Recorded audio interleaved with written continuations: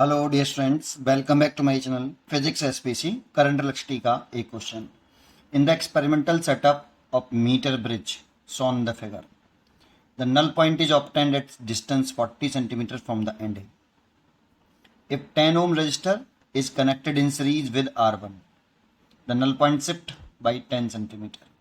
The resistance that should connected in parallel with R1 plus 10 ohm such that the null point shifts back to its initial position is।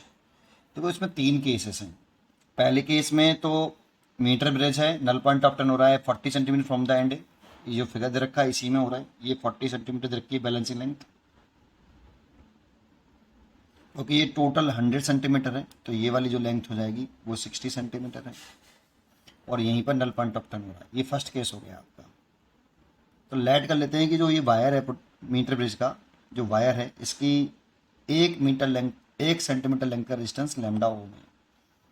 ये length 1 centimetre length का resistance lambda late किया है, तो 40 centimetre length का resistance कितना होगा? Lambda L, lambda into 40 ओम। 1 centimetre length का resistance late किया लैम्डा, तो 40 सेंटीमीटर लेंथ का लैम्डा इंटू 40 और 60 सेंटीमीटर लेंथ का लैम्डा इंटू 60 ओम। ठीक है, क्योंकि यहाँ पर इस पूरे वायर का एरिया क्रॉस सेक्शन सेम है, रेजिस्टिविटी सेम है, तो लेंथ से ही रेजिस्टेंस डिसाइड होगा, आर प्रोपोर्शनल टू एल है, इसीलिए ऐसा कर सकते हैं।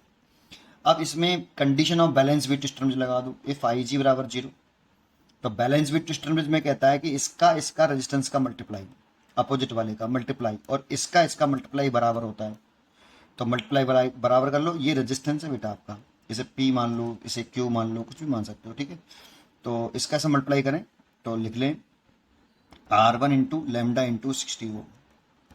ये इस रेजिस्टेंस का इस रेजिस्टेंस से मल्टीप्लाई किया और इसका इसमें मल्टीप्लाई किया। क्या? क्योंकि metre bridge is based on balance with twister bridge. तो R2 into 40 into lambda, lambda से तो लैम्डा कट गया, 0 से 0 कट गया, तो ये R1 3R1 equal to 2R2 equal to first equation. Second case में हमसे कह रहा है कि इस R1 के साथ अगर हम 10 ओम का रेजिस्टेंस कनेक्ट कर दें सीरीज में, तो null point shift by 10 centimetre है ना। तो इसके सीरीज में अगर हम क्या कर देते हैं, एक डायग्राम बना लेता हूँ समझने के लिए। आप इसी डायग्राम से खेल सकते थे, बट मैं एक नया डायग्राम बना के ही समझाऊंगा। ठीक है, जैसे ये यूनिफॉर्म एरिया प्रोसेशन का वायर होता है, यहाँ पे एक गैल्वेमीटर लगा लिया, इसमें R1 के साथ उसने 10 ओम का रेजिस्टेंस लगा दिया है, 10 ओम का रेजिस्टेंस है, सीरीज में लगा दिया, और R2 ऐसे के ऐसे ही है। तो देखो इस साइड का अगर रेजिस्टेंस का प्रोडक्ट रेजिस्टेंस बढ़ गया R1, अब इसका टोटल रेजिस्टेंस कितना है R1 प्लस 10, अगर रेजिस्टेंस इधर बढ़ गया, सोचो अगर इधर की तरफ रेजिस्टेंस अगर बढ़ गया है, R1 बढ़ गया है, R1 अगर बढ़ गया है तो ये वाला जो प्रोडक्ट है वो बढ़ गया होगा और ये प्रोडक्ट कम हो गया होगा। बैलेंस होने के लिए दोनों प्रोडक्ट कैसे होने चाहिए? बराबर होने चाहिए। तो अगर ये रेजिस्टेंस बढ़ा है तो ये बैलेंसिंग लेंथ ये वाली बढ़नी चाहिए भाई।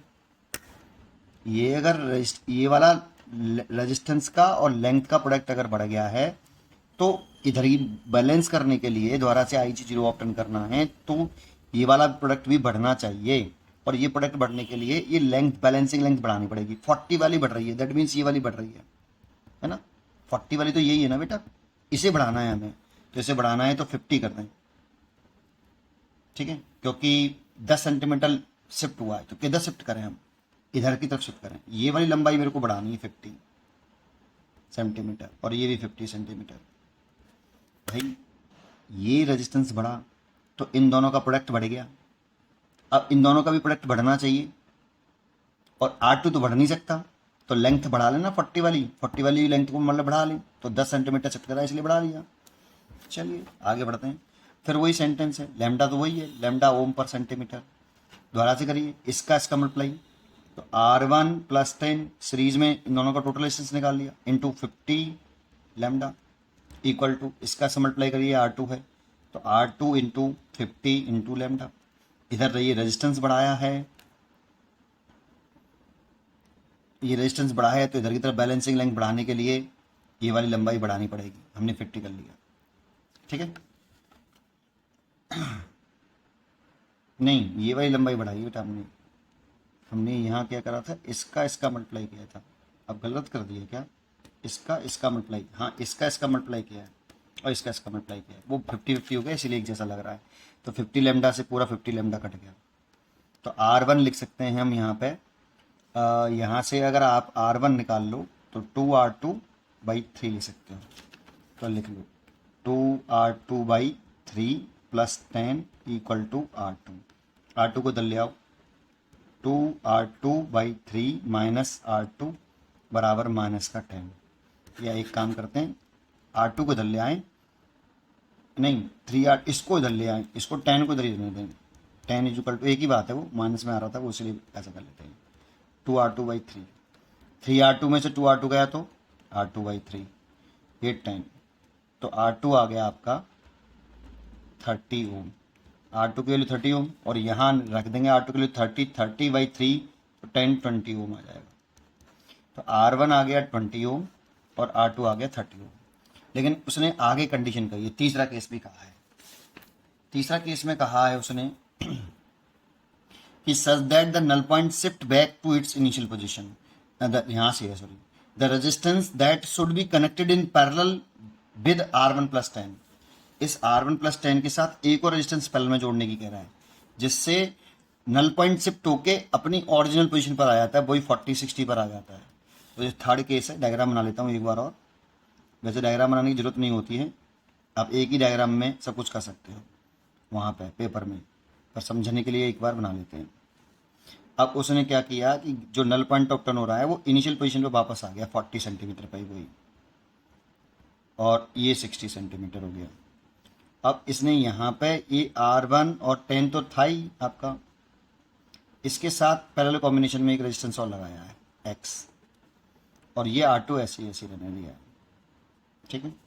तो अब इसका मल्टीप्लाई देखो, ये R1 + 10 और X पैरेलल कॉम्बिनेशन में, तो टोटल रेजिस्टेंस हो गया। पहले टोटल रेजिस्टेंस निकाल लो इस जगह का कि R' सिर्फ पैरेलल में, ये दोनों तो सीरीज में, तो R1 + 10 हो गया, और ये दोनों फिर पैरेलल में हो जाएंगे into X divide by R1 + 10 + X। ये इस वाले फॉर्मूले से किया है, R' बराबर R1 × R2 R1 + R2, इससे किया है। जब दो resistance R1 R2 parallel combination में हो तो उनका इक्विवेलेंट रेजिस्टेंस ये होता है। तो R1, एक तो रेजिस्टेंस हो गया R1 + 10 और दूसरा हो गया X, R1 + 10X और X R in parallel combination, ठीक है।